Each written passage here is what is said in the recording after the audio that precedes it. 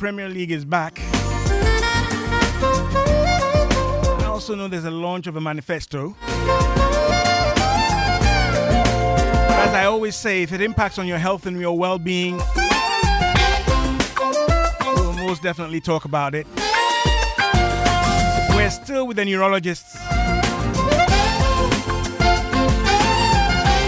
Today we take a close look at epilepsy. Bringing it out of the shadows with the professionals. Stick and stay with me, Nortey by nature. Tell a friend to tell a friend.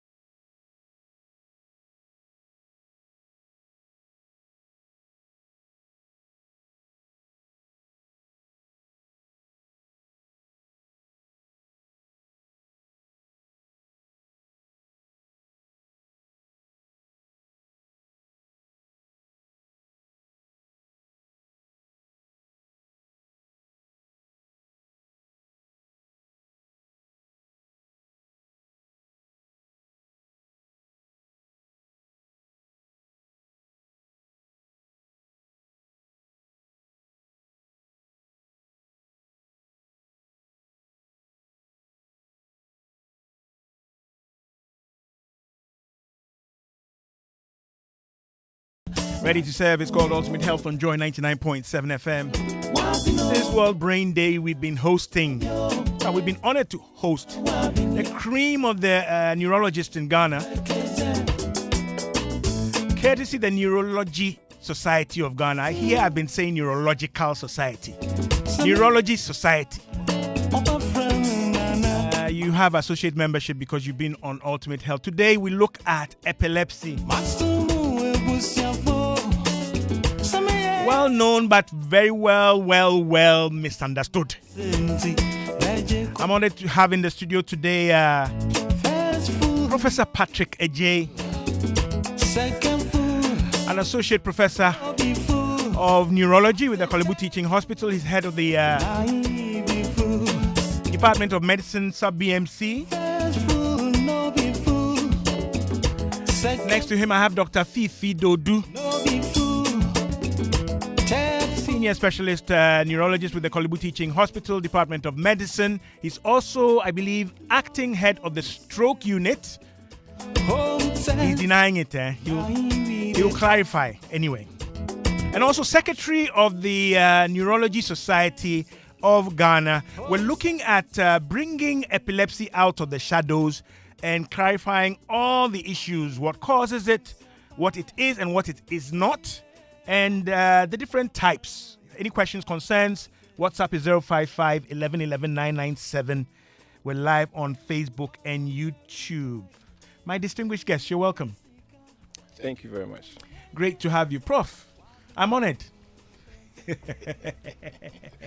I'll be calling on it. Right, great to have be you. On your great show. Yeah. I was just looking through my diary and I realized that we actually done this year 2 programs on epilepsy. So my discerning listeners should be up to scratch when it comes to epilepsy, but it's never enough.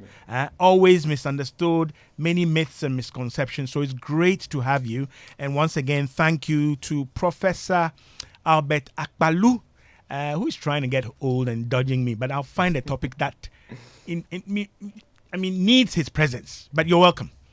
So epilepsy, for us, especially in our parts of the world, it's very mystical. It comes with all sorts of tags. I understand from looking at WHO fact sheets that we can, of course, consider it a non-communicable disease. Am I right? Yes, you're perfect. You can't get it from anybody. No, it's not contagious. I want you to hit that very hard. Yeah. You cannot get epilepsy from somebody. No, you cannot get epilepsy from anybody. So chronic non-communicable disease of the brain, right, crosses all ages. And I'm seeing around 50 million people worldwide are affected or have epilepsy, making it one of the most common neurological disorders. So that makes it serious business. I also understand about 2/3 of the people don't get properly identified, don't get the proper treatment. But with the proper treatment, most of these people should be able to live a good quality of life. All right. So my listeners will probably wonder, so what's the big deal? Why have I brought you? Prof, what is epilepsy? Okay, that's a wonderful question, and I'm sure I thought about being asked this, what's epilepsy? Yeah. Just as you said, epilepsy is a disease of the brain. It's one of man's oldest diseases. Mm-hmm. I always tend to describe epilepsy as a very ubiquitous disease. Probably similar in its context to hypertension. Right. As a disease. And when I say ubiquitous, I mean to say it's everywhere. Everyone, anywhere in this world can be affected by that condition we call epilepsy. Right. When we say someone has epilepsy, it comes with a lot of issues. First, how do people understand epilepsy? What everybody knows is somebody having a seizure, a convulsion. Right. The commonest thing that is common to everybody, a convulsion. Right. I had a convulsion. But the thing about being diagnosed with epilepsy is having the tendency to get convulsions and or other things that we describe as seizures. Right. So as I sit here with you, or the three of us in here, if one of us do get a seizure or a convulsion, we cannot say immediately that the one that had a convulsion has epilepsy. Okay. So it is a tendency to get these convulsions. So the good old WHO has made it easier for us all to appreciate. So if I do have one convulsion, right, and I have another convulsion 24 hours apart, that's simple. Right. Then we can say that without doing further investigations, confidently that I may have epilepsy. Okay.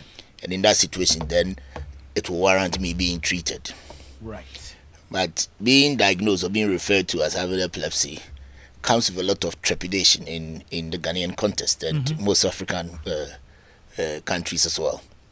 See, people, when somebody is diagnosed with diabetes and or hypertension, it's readily accepted as one of those things that comes with lifestyle, and people readily accept it. But epilepsy is like, what has happened? Which devil has entered my system? Which devil entered my family and gave us this condition? So the diagnosis of the disease epilepsy has a lot of social consequences that is supersedes all other diseases that has ever been mentioned. So most in the people world. don't want to hear this at all. Okay. At all. Let me try to pin it down further. Prof, Dr. Dodu, Prof said seizures, convulsions. We hear these used sometimes interchangeably, right? We think that convulsions, well, when we hear febrile convulsions, then we're thinking of children and other things. Okay. First thing, are they one and the same? When we say convulse or convulsion, and we say seizure, right? Even before we get to seizure disorder or epilepsy, are they one and the same? Okay. So thank you. I would like to say that the term seizure itself, like Prof described, is the event. The event. Yes, and then the disease is what we call the epilepsy, like you rightly said, that if you have the tendency of getting it. All right. Now the seizure itself, it's when it's a transient symptom or signs we see when definitely the brain is having abnormal excessive electrical discharges. Okay. And so these are the events, and it can come in. These symptoms can be in varied ways. Okay. One is the convulsions you're talking about, Right. and what we know really about the convulsions, the motor aspect of it, which is quite visible for everybody to see when it happens. For example, the person becomes extremely stiff. Okay. Sometimes shout becomes stiff, or becomes stiff and jerky, Right. or sometimes jerky, bite the tongue, foaming. So that's the episode we call a convulsive episode. Right. Some of them can be non-convulsive, which is not the motor manifestation for us to see it obvious for the person to be shaking and having all those symptoms I described. And sometimes can come with behavioral changes, actually, where the person at that time might behave abnormally. Okay. There are some of them actually where the person will just be staring blankly at you. Right. But we will be having electrical discharges, and these are some of the symptoms. So convulsion is part of the symptoms we see, Right. and some of them might be non-convulsive, either behavioral, intellectual, or other non-motor signs we might pick up. Okay, so I may be absent-minded. It could be.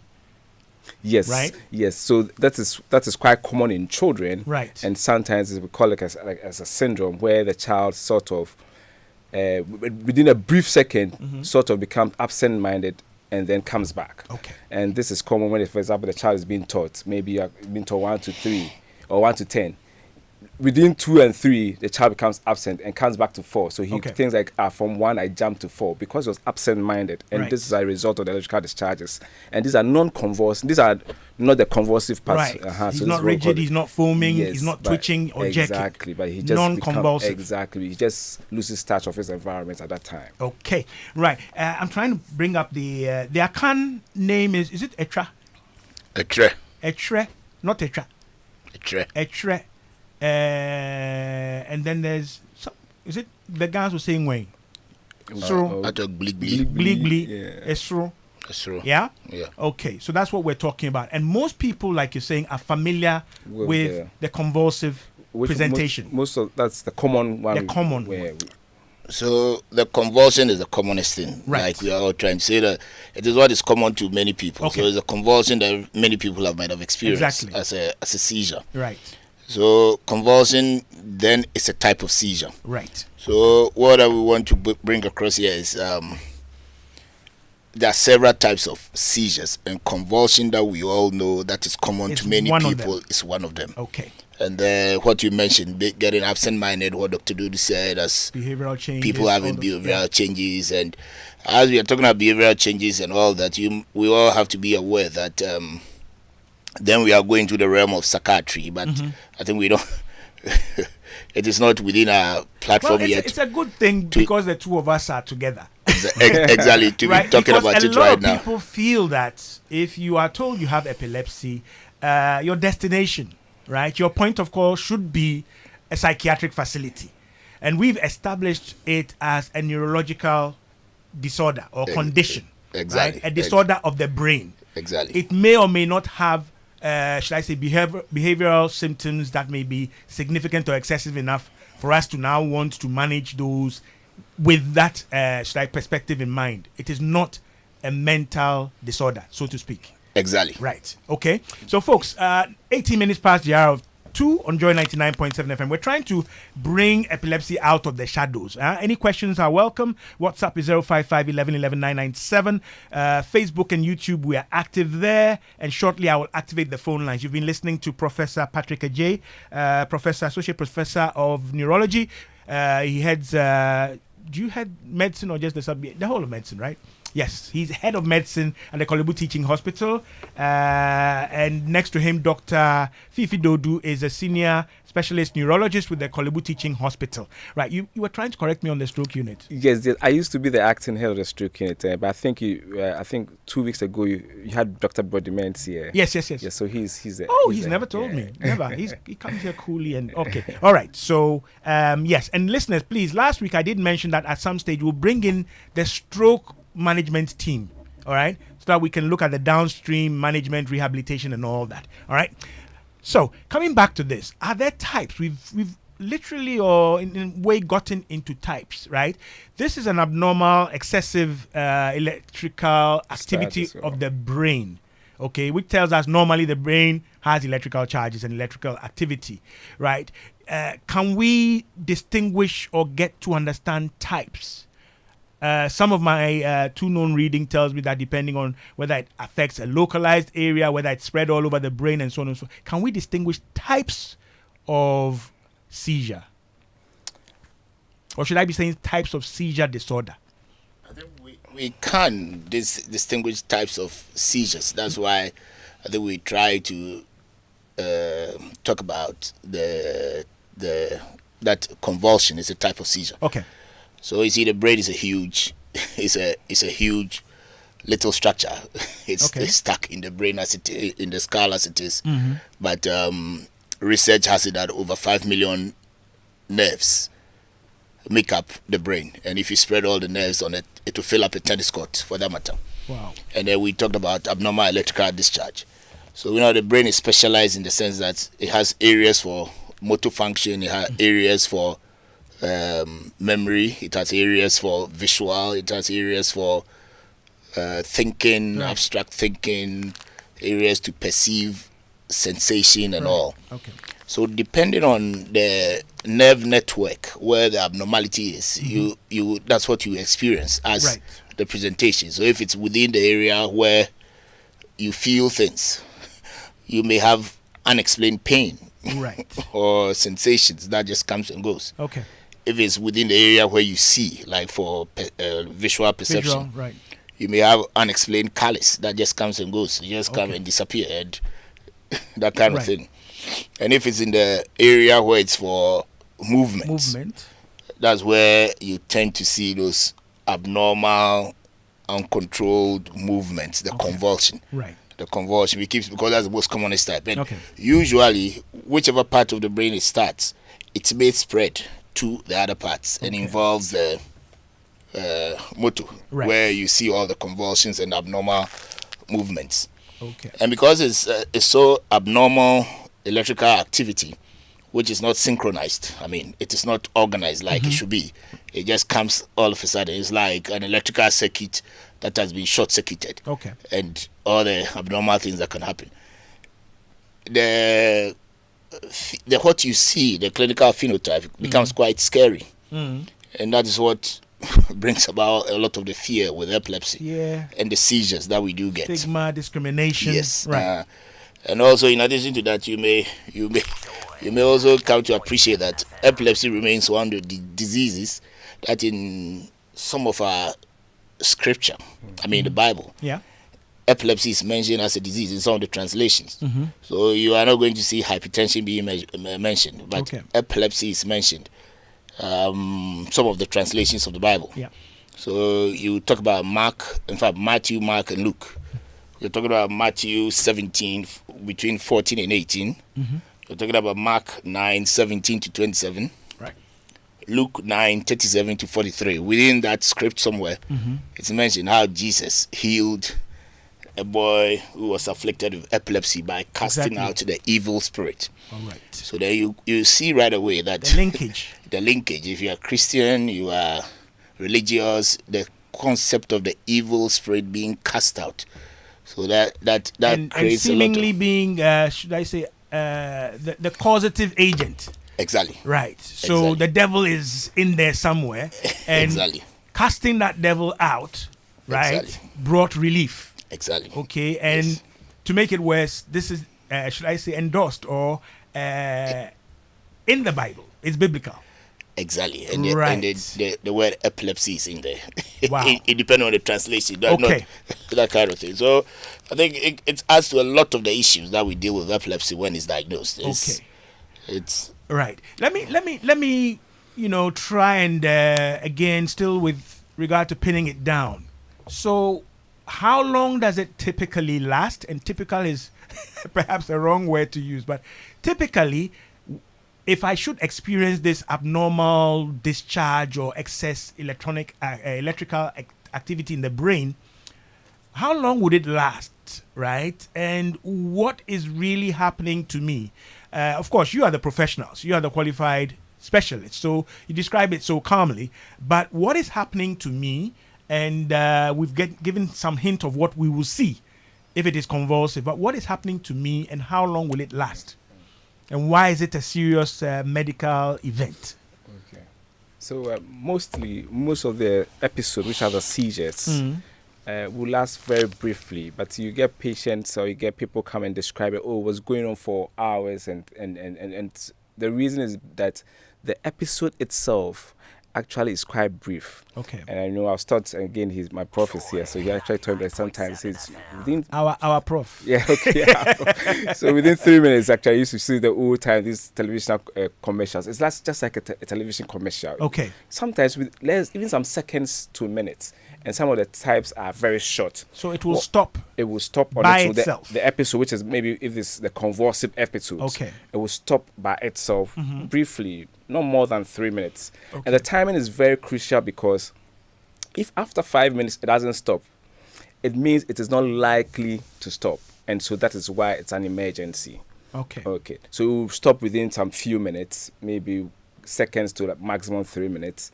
And then thereafter, the patient will become a little bit drowsy, might be a little bit maybe aggressive or confused, fall into sleep. So people will add all those drowsiness, sleeping as part of the episode. But the episode itself was brief. Okay. And then it's quite crucial because if you go beyond that, like 5 minutes and beyond, it's not an emergency because it makes us understand that it is not likely it's going to stop on its own.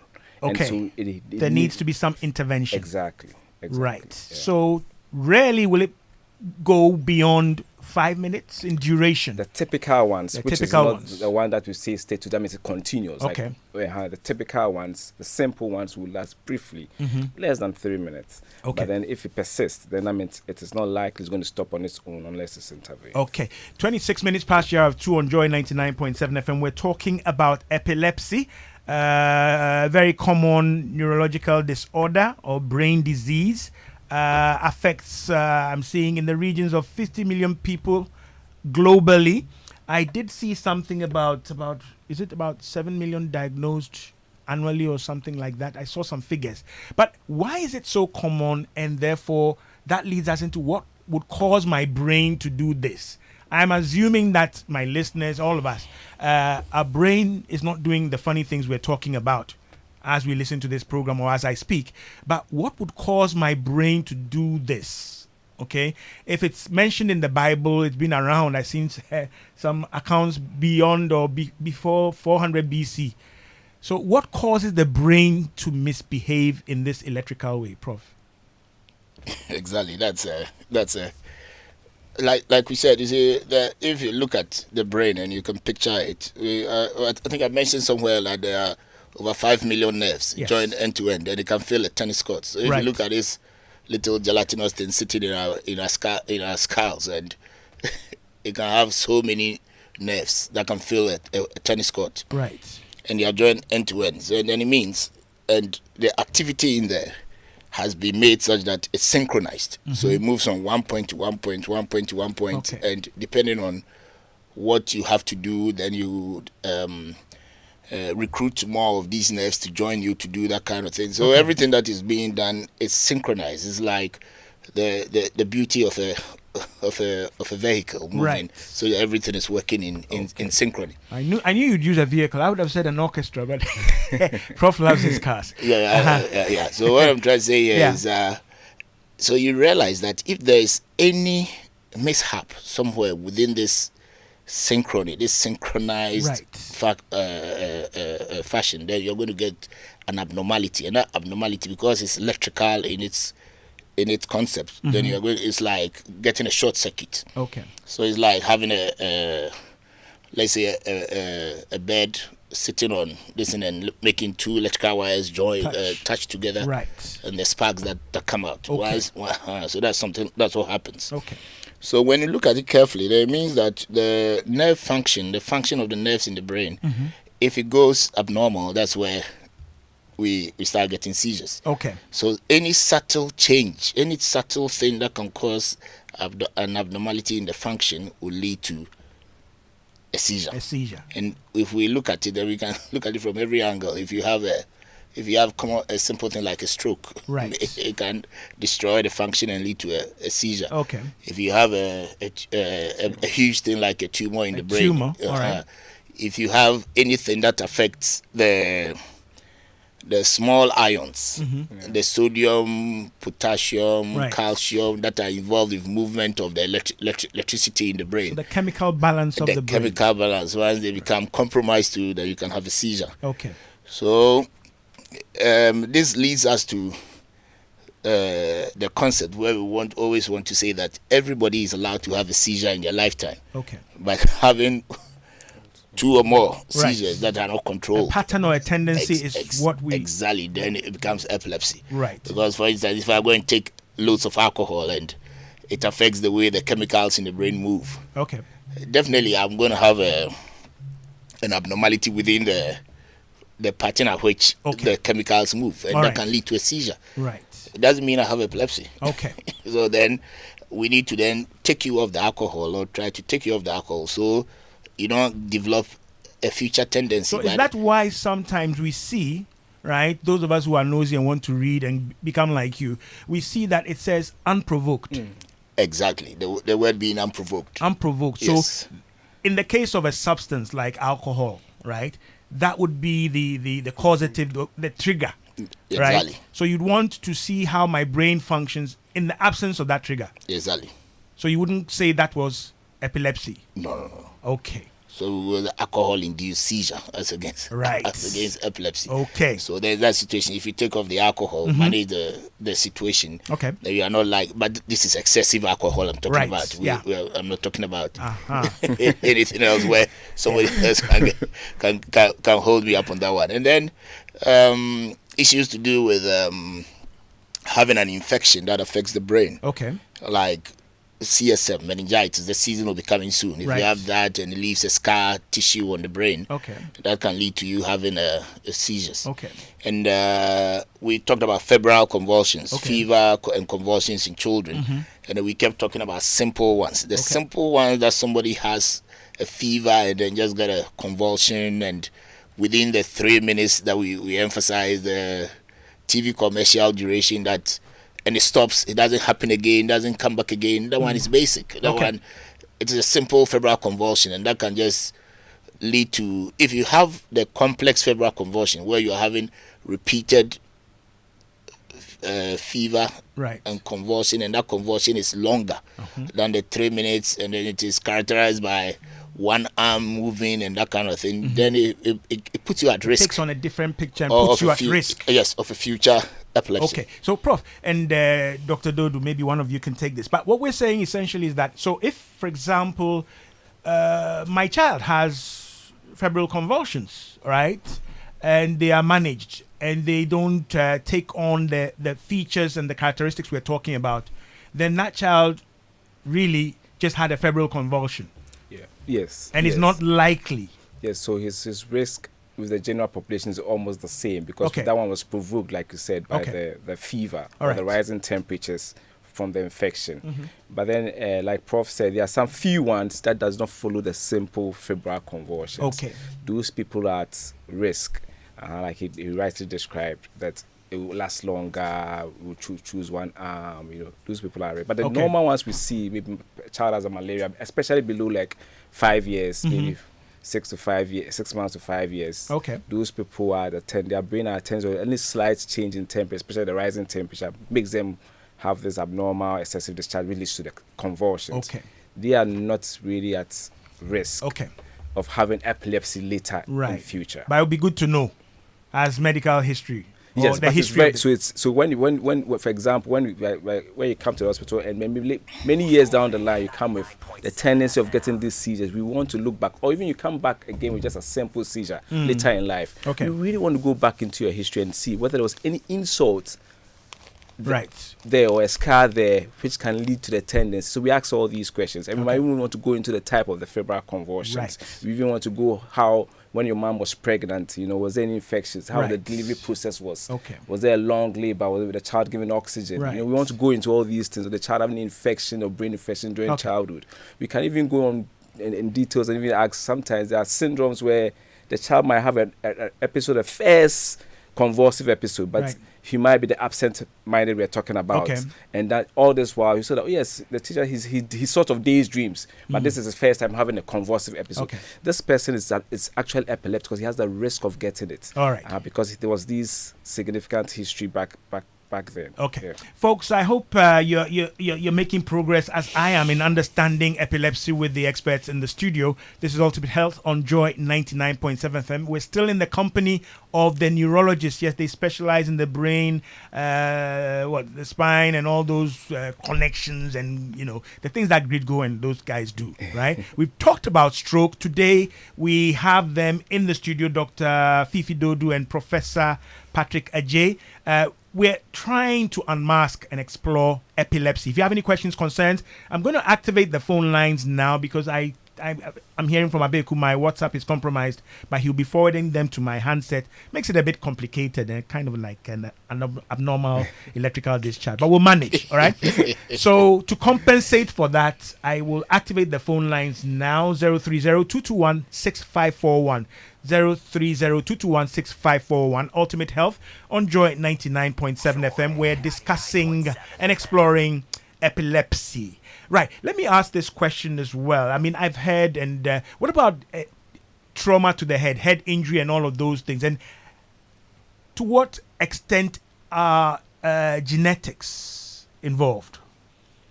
Since we say you can't get it from anybody, family history and all that. So if somebody in the family has it, does it mean the family has it, and so on and so forth?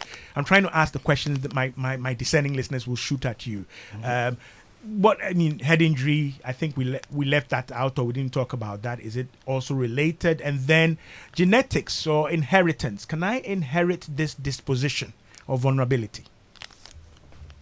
Genetics does have a role to play in epilepsy. But so far, Prof, just to interrupt you, some families check. You want to marry into the family, or this, they want to check. Is there any evidence or history or known history in this regard? So that's why I'm putting it in that context. Yeah, it's very good how you do that. But genetics do play a role. Okay. But the genetics of epilepsy, as at now, at our current knowledge, it's not like simple genetics like sickle cell. Right. Where, it's for not instance, straightforward. Yeah, where I have sickle trait, or I marry somebody with sickle trait, we definitely will have a child with sickle cell disease. Okay. It's a very complex pattern of inheritance. What we've found out so far for many people with epilepsy, the genetics is like for the lack of the right street word or street phrase is de novo. I mean, the infant that will develop the epilepsy, as the infant's genetics is unfolding as they have been formed and is growing up, and then they develop the abnormal gene. Okay. So it's not necessarily like inheriting an abnormal gene from a father or a mother. It is a de novo mutation within that infant or that fetus that is forming that leads to them having these genetic kind of epilepsies and whatever.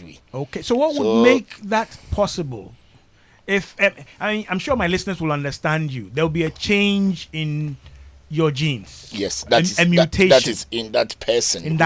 Who is having it, not because their mother or father had it. Okay. But the issue about the genetics that we ask about your family, does anybody have it? Okay, understood. All that it does is it's if there's a family history. Then there is a tendency that it may happen. So you're at a higher vulnerability than the person without that family history. Exactly. So you can even see twins. Right. Identical twins. Okay. That one may have, the other may not. So if you know that identical twins come from the same source. Right. And so those are some of the things about the genetics of epilepsy. Okay. So you can, what we try to advocate in epilepsy now is, if you see someone you love and he or she has epilepsy, and there is no guarantee that the children that come out of these would have epilepsy. Okay. So there is no reason. It's not a life sentence in quotes. Exactly. Which guarantees that one of your children or some of your children will have epilepsy. Yes. So it should not be a barrier or a hindrance to marriage. Exactly. Okay, 39 minutes past the hour of 2 on Joy 99.7 FM. My phone line is active, 030-221-6541. WhatsApp is 055-1111-997.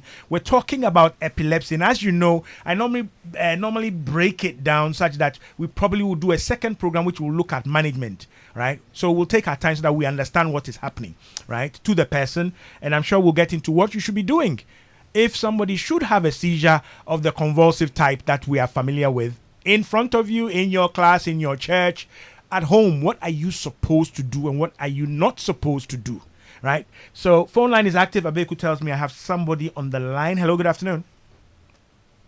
Hello. Hello.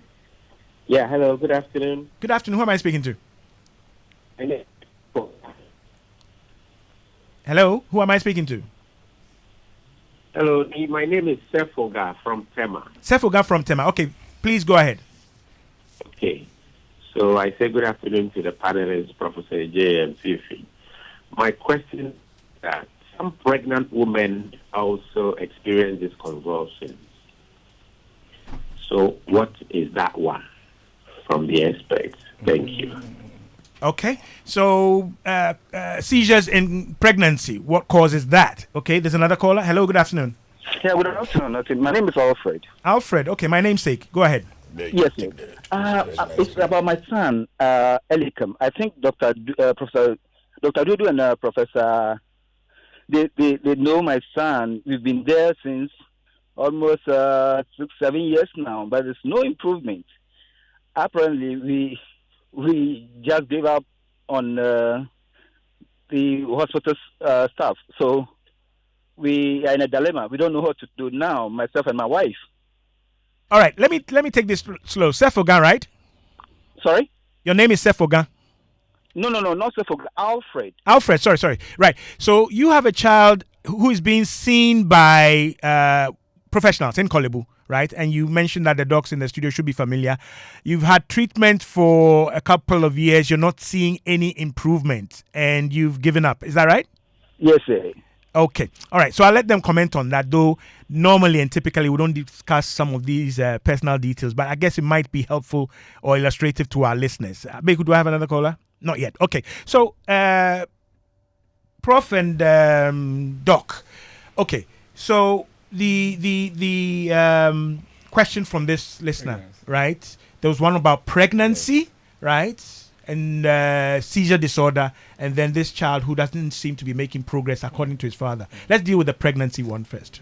Yeah, so the pregnancy one, like you said, these are some of the provoked ones we'll be talking about. Okay. Yes, and it's a condition in pregnancy. Okay. So people who do not have a seizure seizure issue or not having recurrent seizure like epilepsy, okay, during pregnancy, and sometimes related to their hypertension and maybe during pregnancy they might have a seizure, a so convulsion. That would be pregnancy induced. Yes, and this sometimes is what we call eclampsia. Okay. Yes, and again, after that, it can be treated very well. That's the seizure itself. Okay. And does not really put the patient at the risk of having epilepsy in the future, because all these things are provoked. We know what's the underlying cause. Okay. The BP, the condition of the preeclampsia and eclampsia causing this issue. Right. So these can be actually be treated very well and does not put the patient at risk of epilepsy in the near future. Okay. Right. You want to take a stab at the one who says his child has been seeing you. I guess since he's familiar with you, it must be seizure related or neurological. He's sounds a bit frustrated. Okay, I have a call on the line. Whilst you right, we have a call on. Let me just quickly take the call and then come back to you. Hello, good afternoon. Good afternoon. Right, who am I speaking to? Akpene. Akpene. Yes. All right, Akpene, go ahead, please. Please, what's the cause of Down syndrome? What's the cause of Down syndrome? Yes, please. Hey, that's very blunt too. Yes. All right, I'll leave it to my guest, though I can give an answer, but I'll leave it to my guest. Down syndrome, all right? My doctors, trisomy.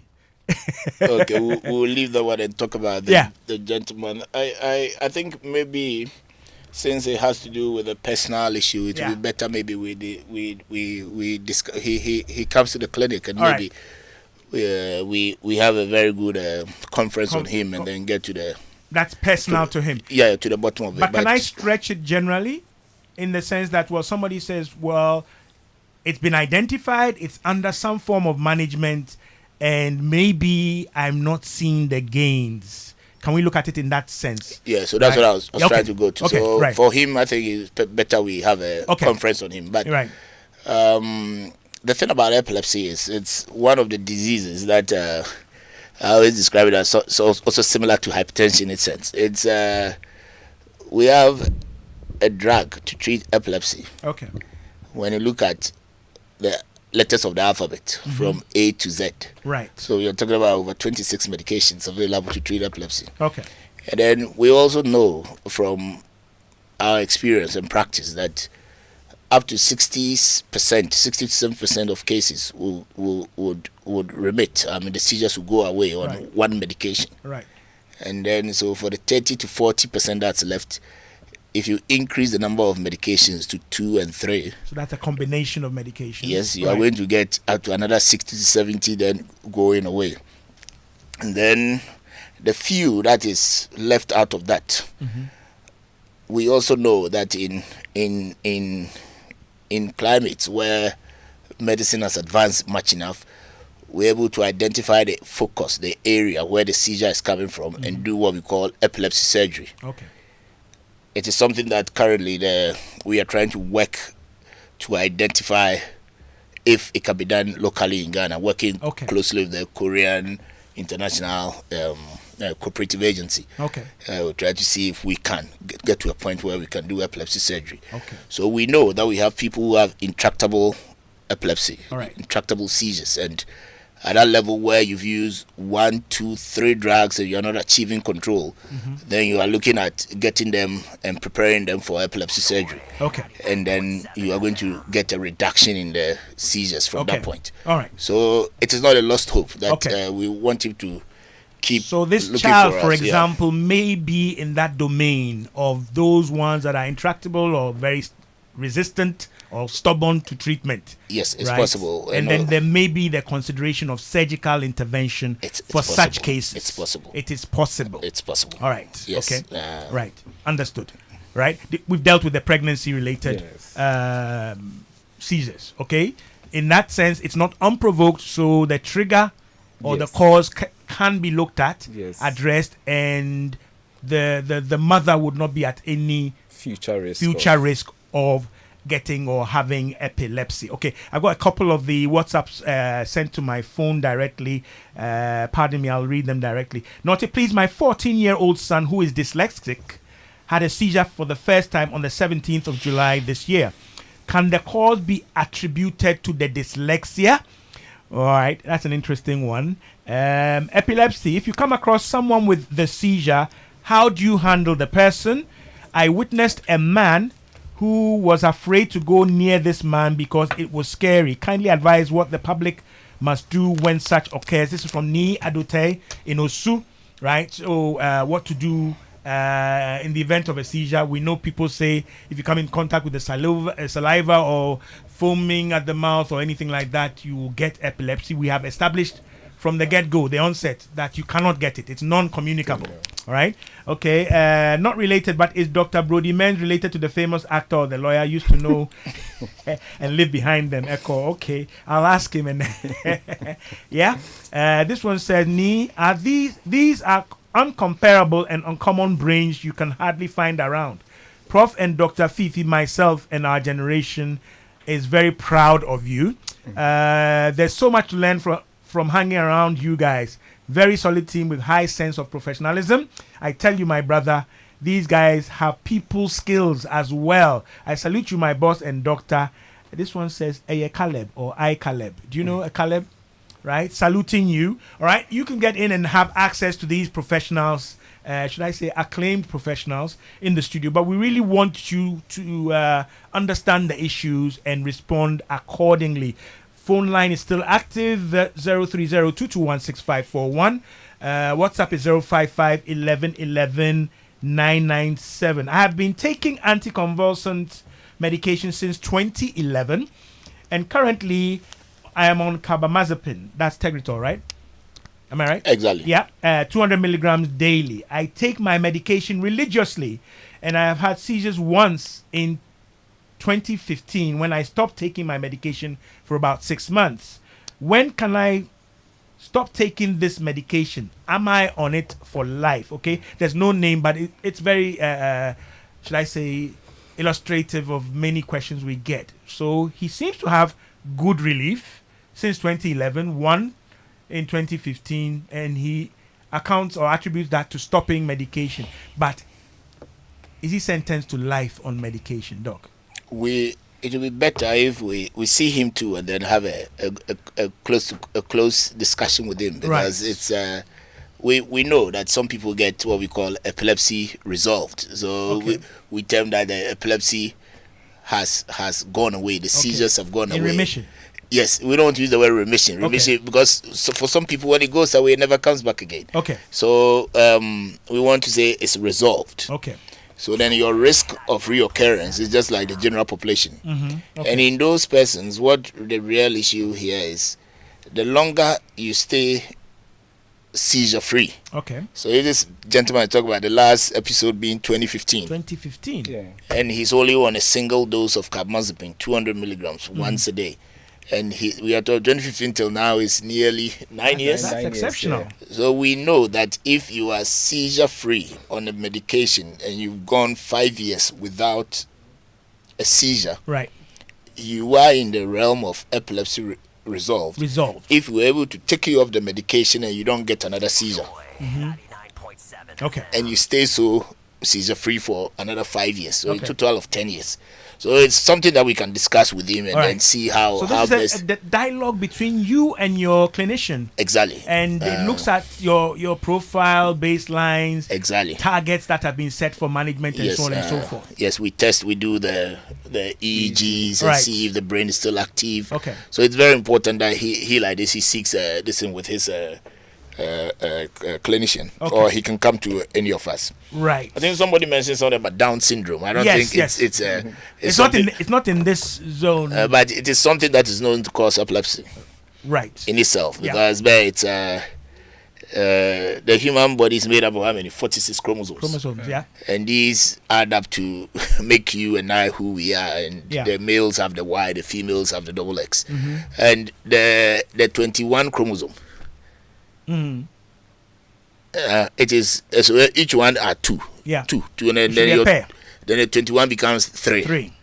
And then when the 21 chromosome becomes 3, then you develop what they call Down syndrome. And it's associated with these intellectual disabilities and flat occiput, low setting eyes, and all those things. And also affects the brain development. So they have what they call malformations of cortical development. Right. And when the brain cortex doesn't develop well, it puts you at risk of having abnormal electrical activity and seizures. Exactly. So that's basically what it is. Thank you so much, Prof. And I know you all believe in the power and the potency of this program. I'm getting all sorts of questions. I sometimes get blood in my mouth. It comes naturally when I'm brushing my teeth. Please, am I sick? And these are, well, I'll make time to relate to them. We have a caller on the line. Thank you, Dodu, Dr. Dodu, for unmasking epilepsy. When do you say epilepsy is resolved in a person? At what stage will you recommend somebody for epilepsy surgery? Is it done or available in Ghana? I think we kind of, in a nutshell, Prof had kind of prophesized these questions. I've answered. Very cool. So the one with regard to brushing your teeth, Eugene and Chebi, I'll get back to you. We did have a long stint with the dentist, and we handled all those. Yeah, I have a caller. Hello, good afternoon. Good afternoon. Yes, who am I speaking to? Amy from La Paz. Right, Amy, quickly, please. Yes, share with us. Please, I'd like to know whether children who get multiple falls, as they grow up in. Okay, line was going bad there, but she's saying children who get multiple falls, right? We fall as children, and we learn. But is it related? Would they be prone to epilepsy? So actually, trauma it's also been known to cause, but there's the impact, how severe it is. Sometimes we say that if the trauma has actually penetrated some deeper structures, the brain has a covering. Apart from the bone, there's a covering, a thick covering, which sometimes called dura. Whether if you have a trauma or penetrating that pierces that particular covering called the dura, your risk becomes very high of epilepsy, and sometimes the impact, the severity. So most of our people who have road traffic, especially the car drivers behind motorbikes, and they have this high impact head injuries are at risk, and actually some of them come down with epilepsy because there's some sort of scar there, and there's a risk of having recurrent seizures, which we call epilepsy. So and also there's in situations where even actually when the people have epilepsy, they can actually have head traumas because of the convulsion. So we have a protective helmet. You can hurt yourself. So we have a protective helmet for such people so that you do not hurt yourself. So I think the recurrent trauma and the impact, I would advise that you should obviously take care of make sure a child does not play certain dangerous games where the impacts, like falling from a height and all sorts of things, can also put at the risk. All right. You're getting thumbs up from Professor Albert Akpalu. He greets his bosses in the studio. He says, okay, I won't go there. This is, please, can we have advice how to carry or manage an epileptic patient that has seizures that go beyond the 5-minute mark, right? Nortey, please, my 14-year-old son who is dyslexic. Okay, we've talked about. Right. No, we didn't answer that one, right? They were trying to relate the dyslexia, right, to seizures, because the same person. We can have comorbidities. Doesn't mean they are related, okay?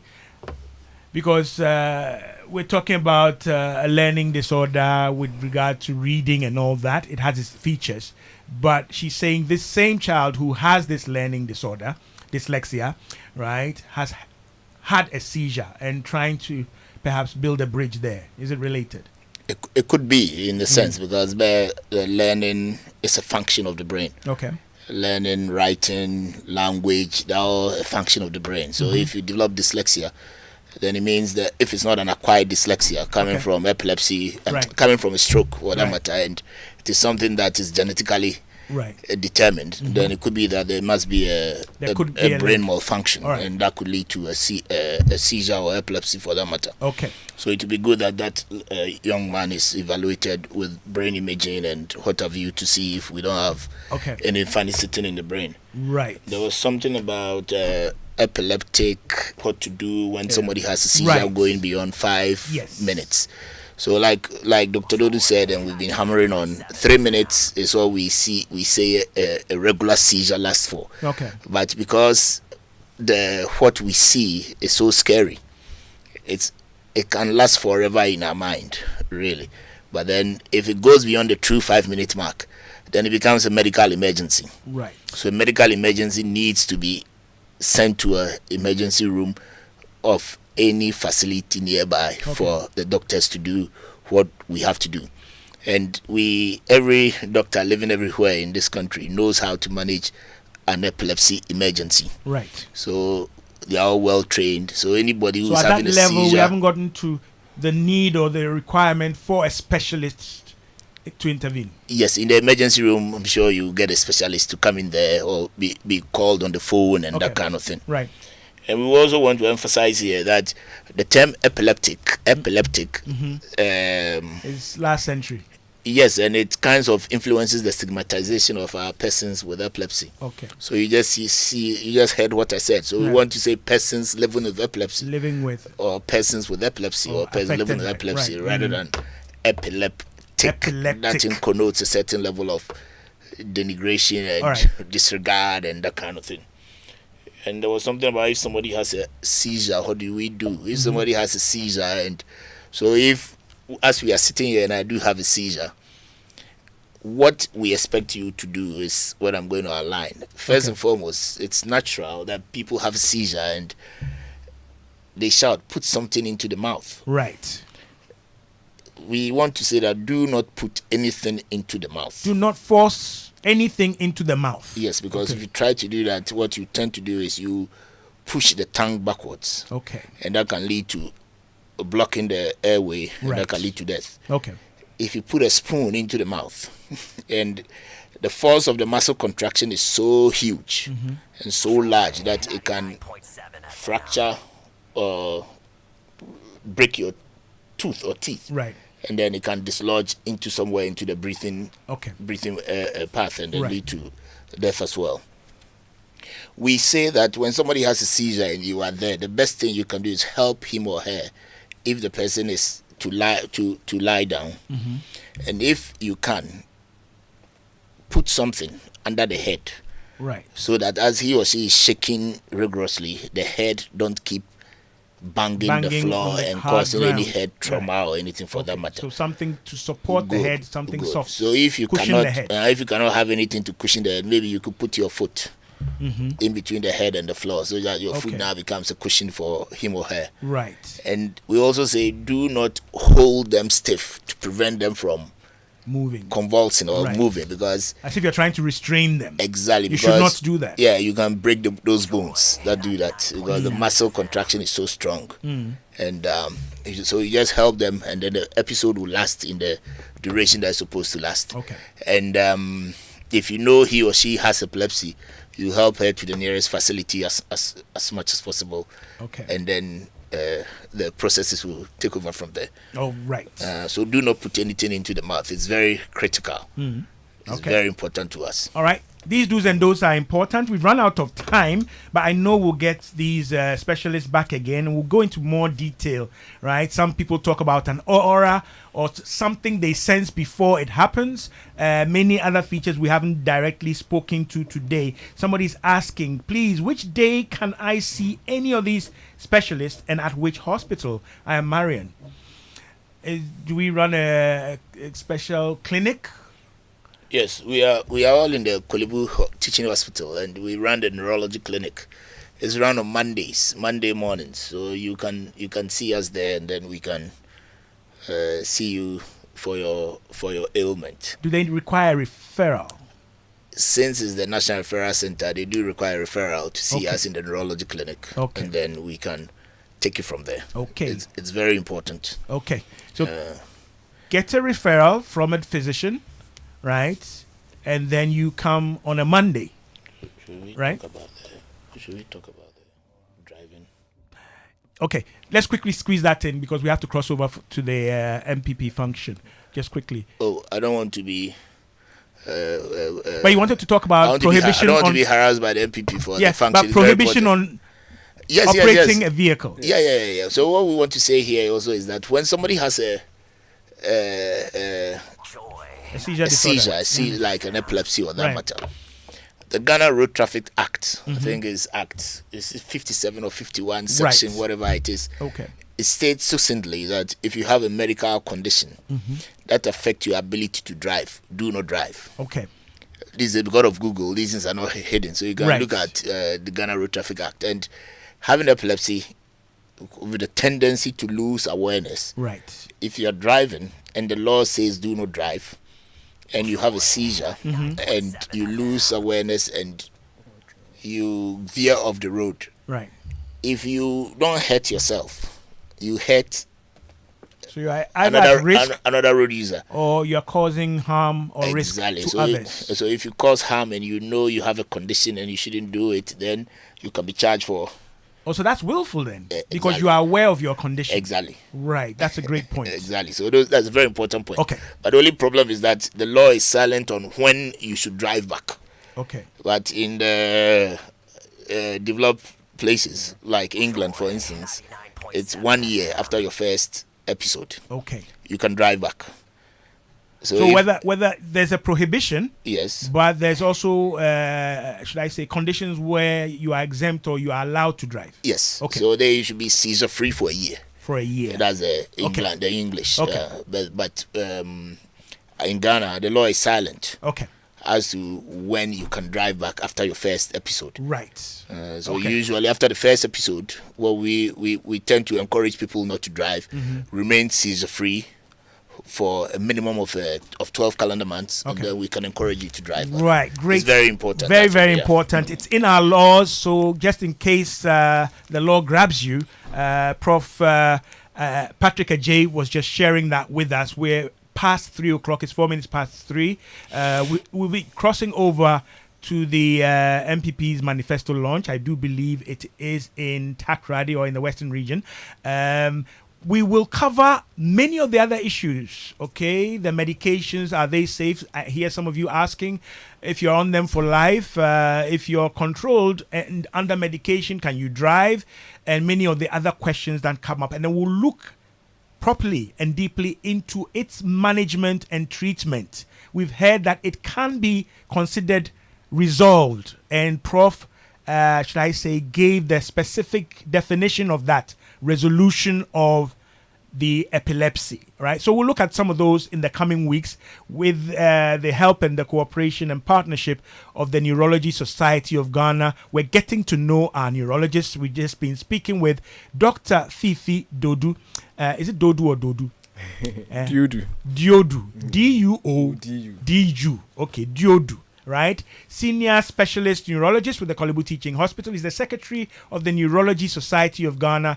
Professor Patrick Ajay is an associate professor of neurology, consultant neurologist. He's the head of the Department of Medicine, sub-BMC at the Kolebu Teaching Hospital, and he's a lover of lovely cars. So that's also neurological, right? Many thanks, Prof. and Doc Duodu. My name is Nortey. I love lovely cars, but I don't have one yet.